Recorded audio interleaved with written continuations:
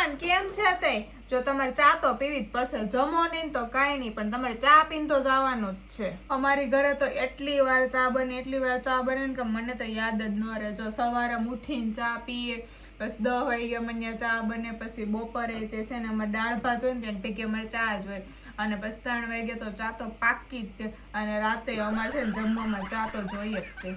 ઉભા રહ્યો 2 મિનિટ, હું તમને ચા જરીક બોટલમાં ભરી દઉં. બહાર કેવો તડકો છે, પછી તમને તરસ લાગશે તો ત્યાં રસ્તે તમે શું પીવો?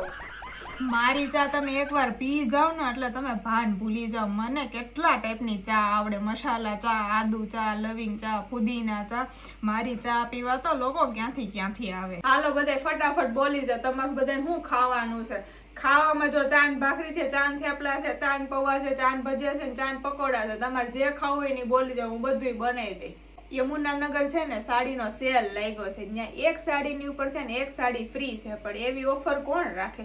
એના કરતા તો એક સાડીની ઉપર છે ને 1 કિલો ચાની ભૂકી ફ્રી રખાય. પછી જો તમારે બાયુની કેવી પડાપડી બોલે છે.